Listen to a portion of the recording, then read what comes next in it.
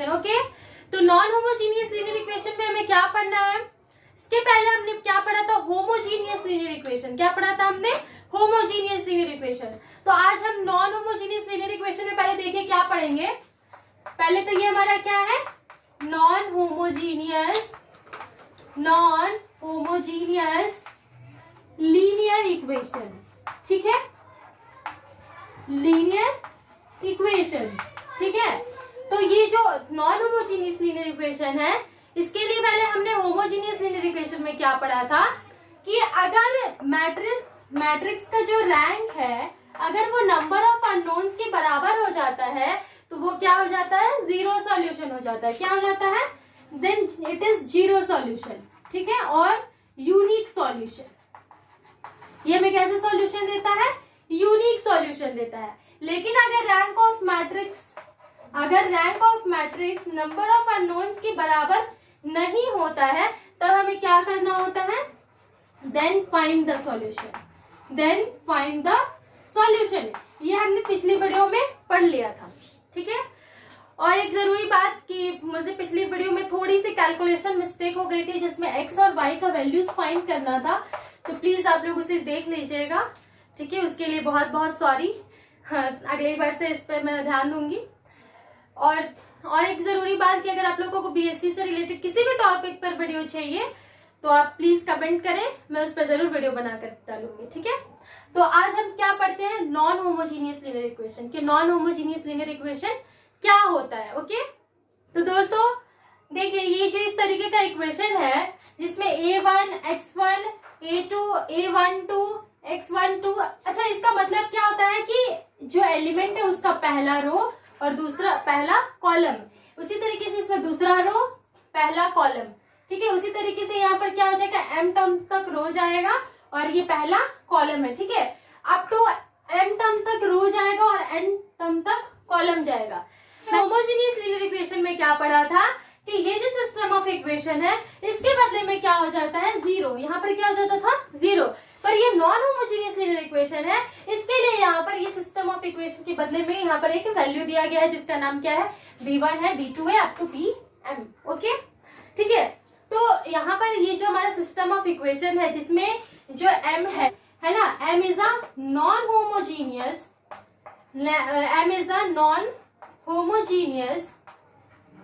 and n is x1 x2 and up to n terms, xn तक। ठीक है, अगर ax इक्वल्स टू b हो जाता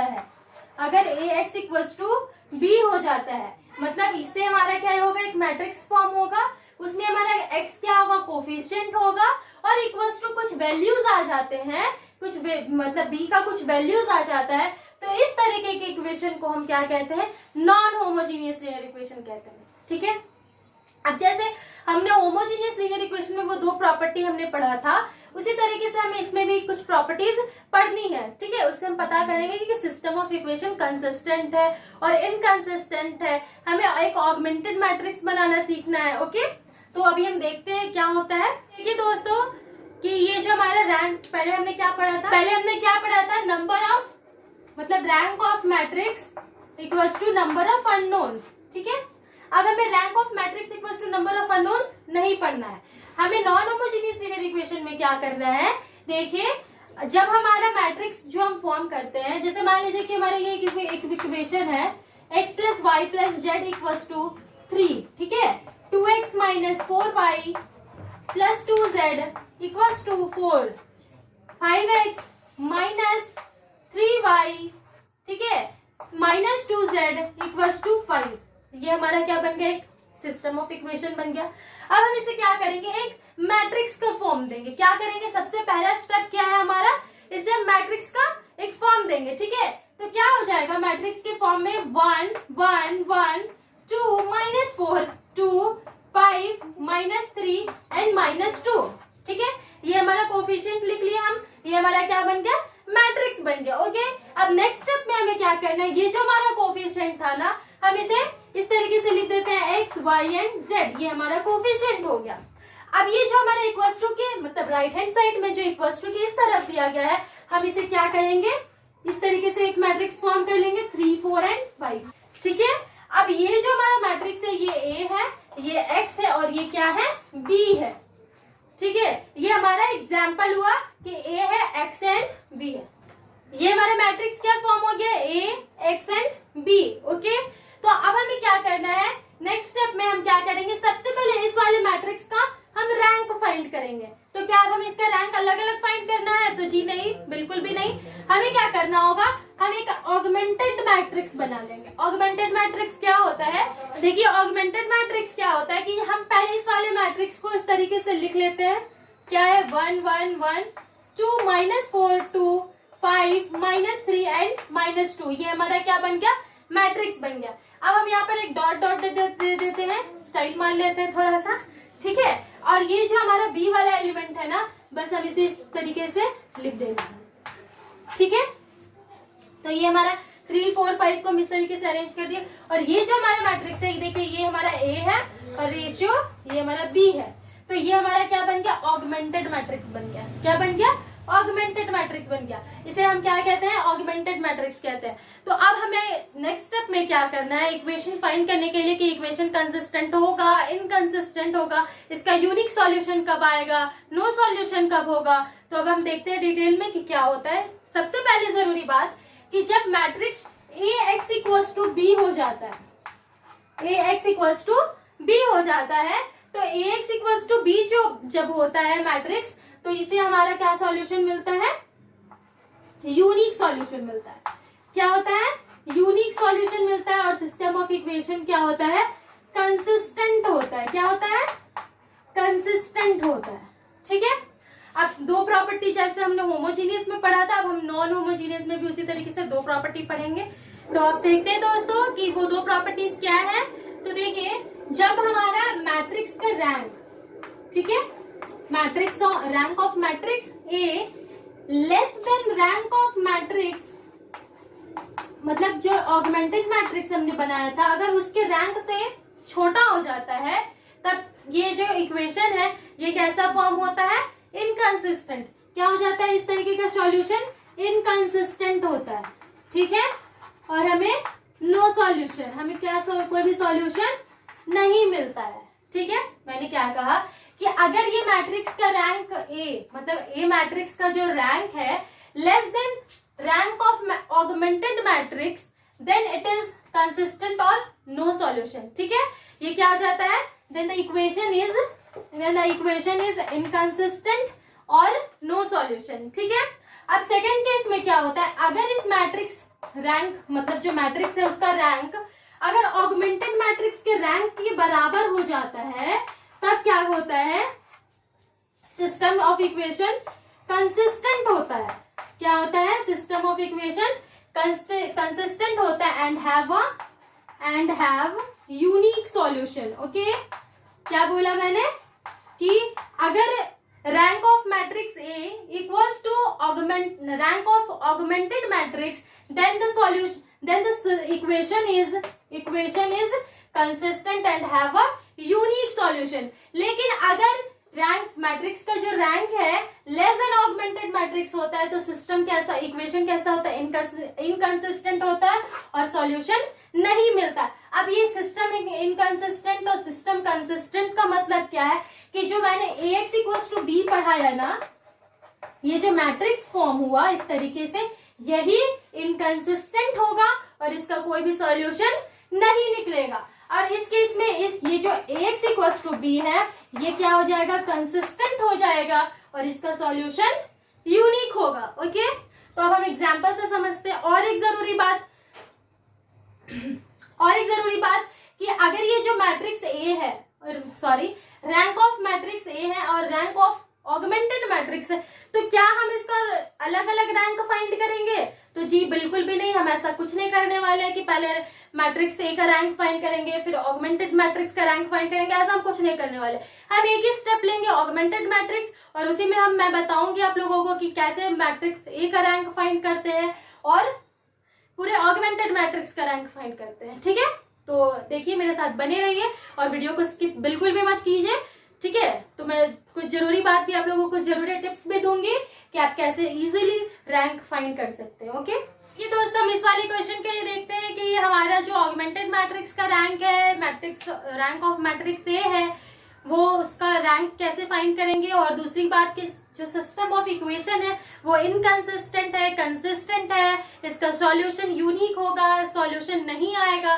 तो ये सब हम इस क्वेश्चन से जानते हैं और इसके बाद एक और क्वेश्चन देखेंगे, फिर हम मिलेंगे नेक्स्ट वीडियो में। ओके, देखिए करना क्या है कि सबसे पहले हम इसे एक मैट्रिक्स का फॉर्म देना है, जैसे मैंने पिछली एग्जाम्पल में बताया था।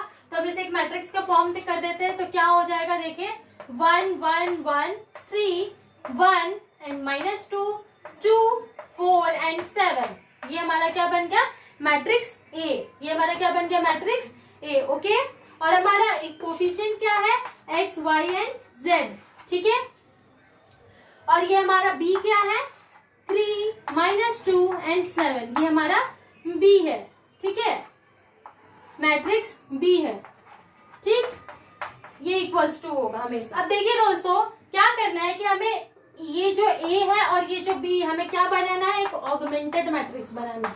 हमें क्या बनाना है, एक ऑगमेंटेड मैट्रिक्स बना। तो ऑगमेंटेड मैट्रिक्स हम कैसे फॉर्म करते हैं, मैंने बताया था आप लोगों को।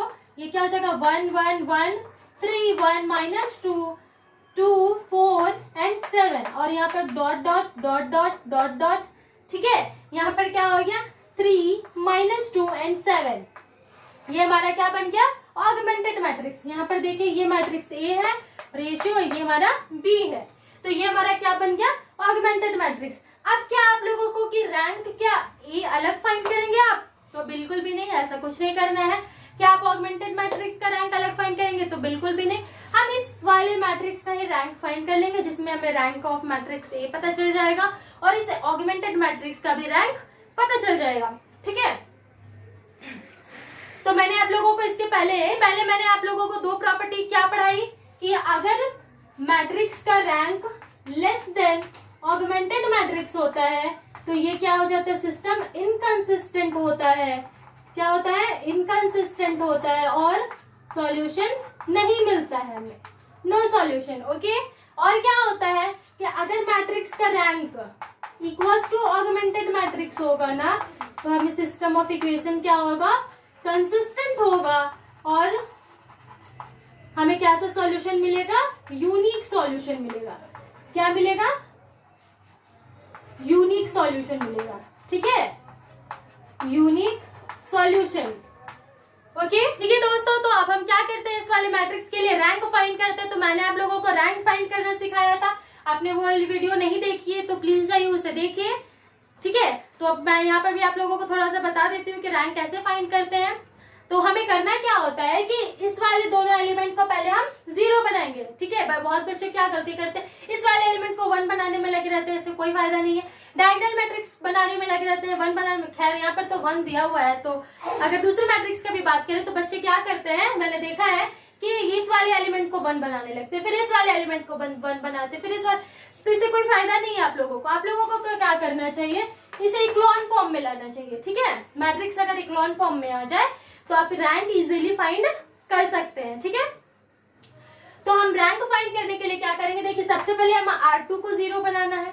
ठीक है, हमें क्या करना है, R2 को 0 बनाना है। फिर क्या करना है, थर्ड रो के पहले एलिमेंट को, मतलब इस वाले 2 को और इस 3 को हमें क्या करना है, 0 बनाना है।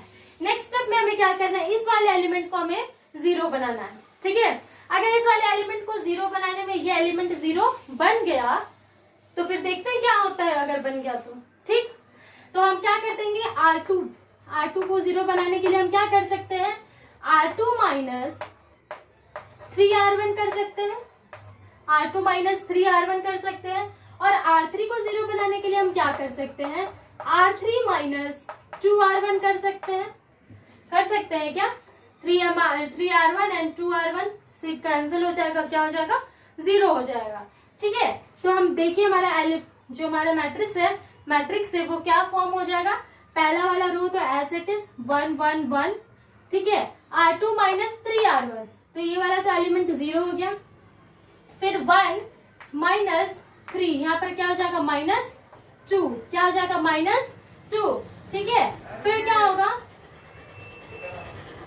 -2 -3, यहाँ पर क्या हो जाएगा -5, क्या होगा -5। तो देखिए दोस्तों, अब हम क्या करते हैं, अच्छा यहाँ पर -3 था, ठीक है, यहाँ पे कर लीजिएगा, यहाँ क्वेश्चन में -3 था। ओके, ठीक है दोस्तों, ये तो हमारा पहला रू क्या होगा, एज इट इज उतर जाएगा। तो यहाँ पर हम क्या लिख देंगे -3, ठीक है, यहाँ पर कुछ नहीं करना है।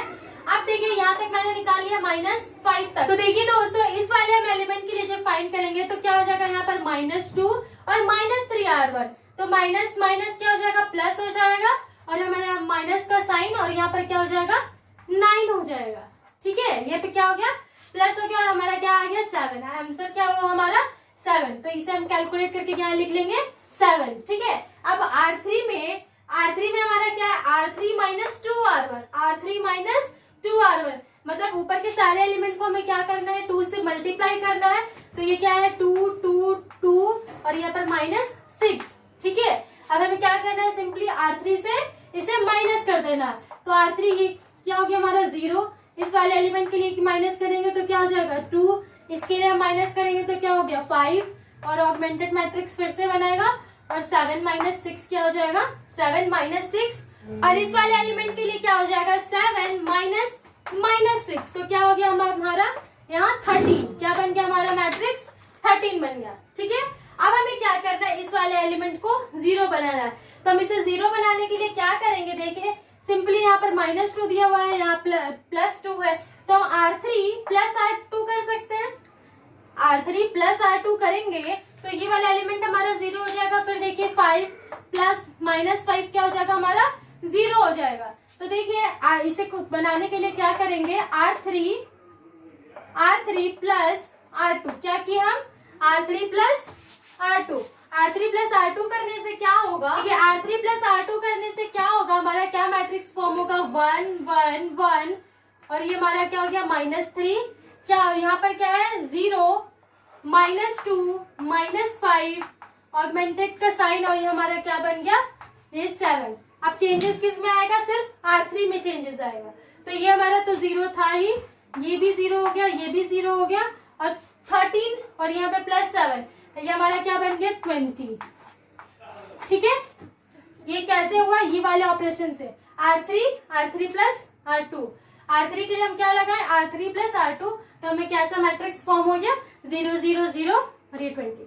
अब एक बात कि मैंने आप लोगों को कहा कि रैंक ए नहीं फाइंड करना है, ऑगमेंटेड मैट्रिक्स के रैंक से ही रैंक ए भी हम फाइंड कर सकते हैं। ओके, तो यहाँ तक मैंने आप लोगों को क्लास के फर्स्ट में ही बताया था कि ये कौन सा मैट्रिक्स है, मैट्रिक्स ए है, और ये हमारा कौन सा मैट्रिक्स है, मैट्रिक्स बी है।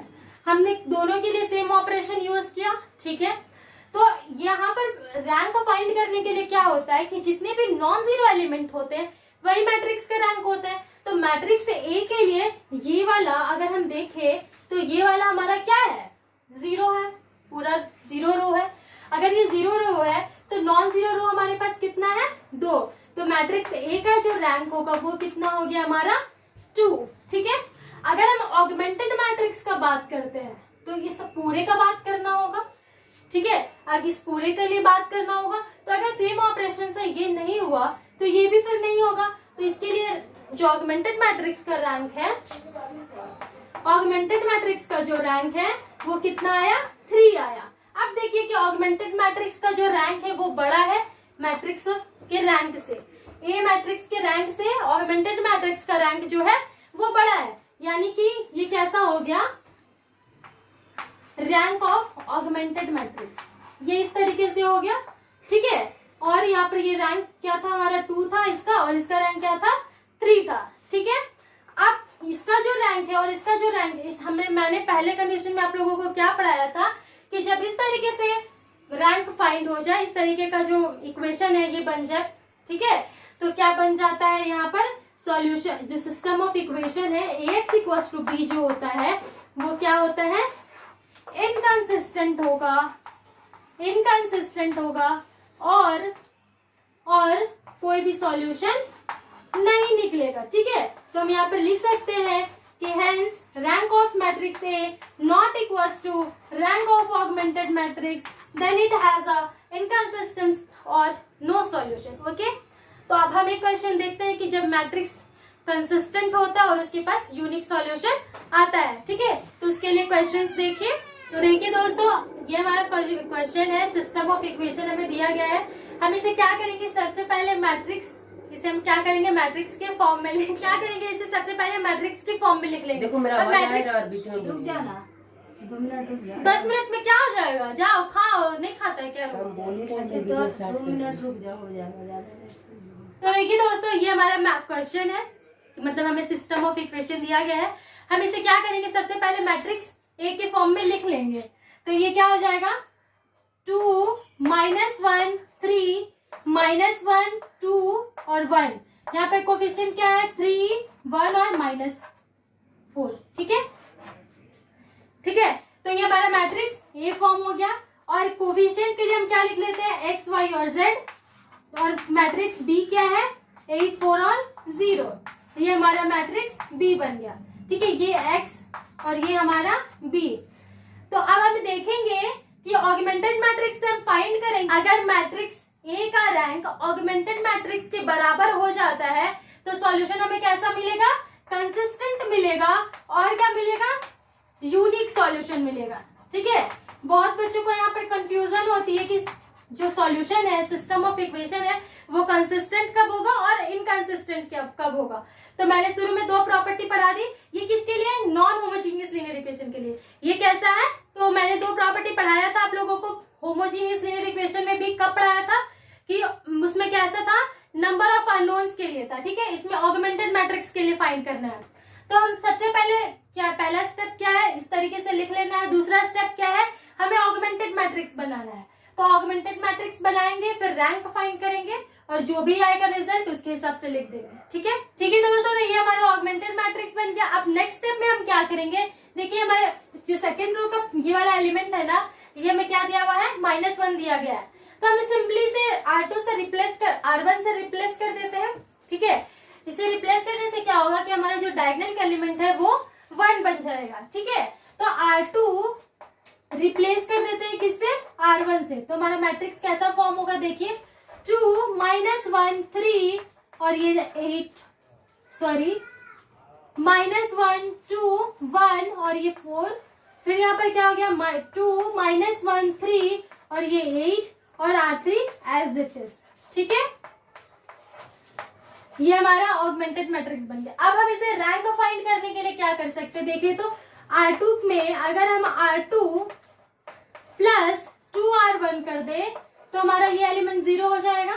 ठीक है, और R3 के लिए हम क्या कर सकते हैं, R3 प्लस 3R1 कर सकते हैं, क्योंकि यहाँ पर क्या दिया गया है, माइनस दिया गया है, इसलिए हम प्लस कर रहे हैं। ठीक है, तो R3 प्लस 3R1 कर सकते हैं। तो R3 प्लस 3R1 करेंगे तो ये भी हमारा एलिमेंट क्या हो जाएगा, 0 हो जाएगा। तो अब देखिए हमारा मैट्रिक्स क्या फॉर्म होगा, -1 2 1 और ये हमारा 4।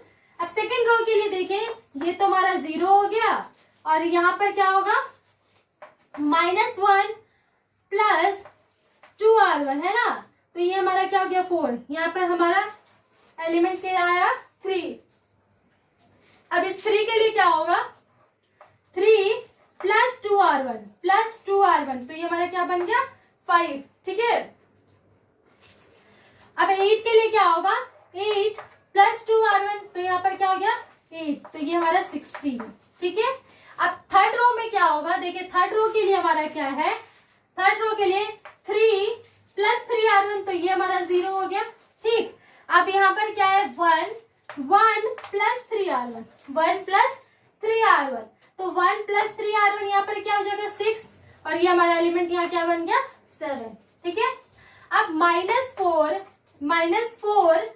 प्लस 3R1 प्लस 3R1 तो ये हमारा 3 हो गया और हमारा आंसर क्या है यहाँ पर -1। ठीक है, और इस जीरो के लिए देखें तो 0 प्लस 3R1 तो ये हमारा क्या हो गया 12। ठीक है, ये हमारा क्या हो गया 12। बहुत सारे बच्चों का क्या गड़बड़ होता है कि जब वो 0 लिखते हैं ना, यहाँ पर जब ऑगमेंटेड मैट्रिक्स बनाते हैं और यहाँ पर 0 का कोई सम आ जाता है, कोई इक्वेशन आ जाता है, तो बहुत बार बच्चे क्या करते हैं, उनको लगता है कि 0 से मल्टीप्लाई करते हैं और यहाँ पर डायरेक्ट 0 लिख देते हैं और इक्वेशन गलत हो जाता है। पर यहाँ पर देखिए कि ये प्लस का साइन है, तो इस बात को जरा ध्यान से देखिएगा और एग्जाम में गलती नहीं करना है, ठीक है। तो ये हमारा क्या हो गया 12, ये हमारा क्या हो गया 12। अब देखिए R3 को हम 3R3 मतलब कि 3 से मल्टीप्लाई कर दे तो क्या कुछ बात बनेगा, देखते करके। तो ये हमारा क्या बन गया मैट्रिक्स -1 2 1 और ये हमारा 4, पहला row as it is. Second row में क्या है 0 3 5 और 16, 0 3 5 और 16, ठीक है।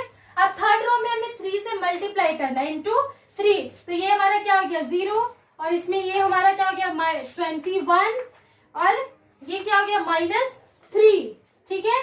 और यहाँ पर 12 3 सा 36, ये हमारा बन गया मैट्रिक्स, ठीक है।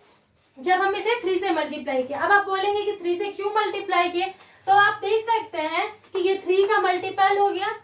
तो अब हम इसे एलिमेंट को 0 बनाना है, तो अब क्या हम 21 - 21 कर सकते हैं क्योंकि ये 3 का मल्टीपल हो गया है, ठीक है।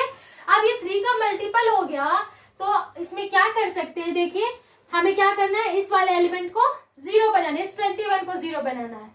तो हम क्या करेंगे R3 के लिए R3 -7R2 कर सकते हैं क्या इसे 0 बनाने के लिए, तो बिल्कुल कर सकते हैं। R3 -7R2, R3 -7R2 करेंगे तो यहाँ पर क्या होगा -1 2 1 और ये 4 0 3 5 और ये 16 और यहाँ पर क्या हो जाएगा 0 0 और यहाँ पर क्या हो गया 7 और ये 3 से मल्टीप्लाई होगा 21 और ये हमें क्या मिल गया 0, ठीक है।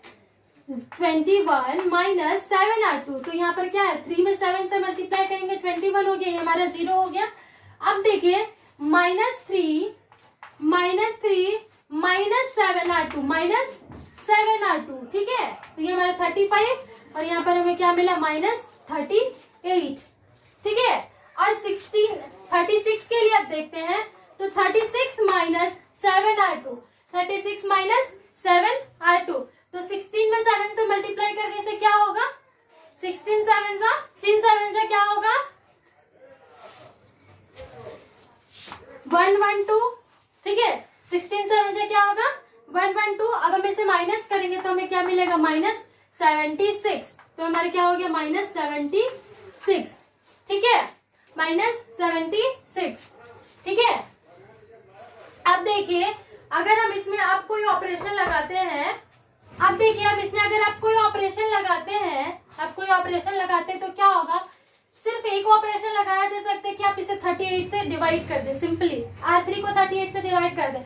नहीं भी करते तो कोई बात नहीं, 38 से डिवाइड करने से क्या हो जाएगा -38 से यहाँ पर 1 हो जाएगा और यहाँ 2 हो जाएगा, लेकिन और किसी चीज में चेंजेस नहीं आएगा, ठीक है। तो आप कुछ नहीं करिए, कोई दिक्कत नहीं है। अब देखिए अगर आप हम इस और को छेड़छाड़ करते हैं तो हमारा ये जो दोनों 0 आया है, ये जो तीनों एलिमेंट में 0 आया है, ये डिस्टर्ब हो जाएगा और ये जो मैट्रिक्स है ये किस फॉर्म में आ गया, इक्लोन फॉर्म में आ गया, तो ये और 0 नहीं हो सकता।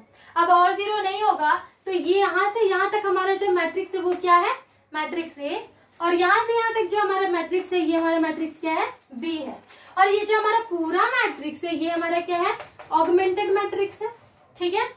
तो हमारा मैट्रिक्स A का जो रैंक है, मैट्रिक्स A का जो रैंक है, देखिए इसमें कितने तो नॉन जीरो रोज है, तो तीनों नॉन जीरो रो है, पूरा किसी में भी 0 नहीं हुआ है, तो हमारा रैंक जो है मैट्रिक्स A का कितना आया 3 आया, ठीक है। आई रिपीट कि ये जो हमारा मैट्रिक्स है A, ठीक है, ये जो हमारा मैट्रिक्स है इसमें नॉन जीरो रो कितने हैं, एक भी नहीं है, तो हमारा नॉन जीरो रो एक भी नहीं है, तो हमारा इस मैट्रिक्स का रैंक कितना आया 3 आया, ओके। अब ये जो हमारा ऑगमेंटेड मैट्रिक्स है, अब हम इस ऑगमेंटेड मैट्रिक्स के लिए देखते हैं, तो ये जो हमारा ऑगमेंटेड मैट्रिक्स है यहाँ से यहाँ तक, ये हमारा A है और ये हमारा B है, तो इसमें किसी के एलिमेंट में 0 है क्या, नहीं है, तो हमारा ऑगमेंटेड मैट्रिक्स का भी जो रैंक है वो क्या आया 3 आया, ठीक है।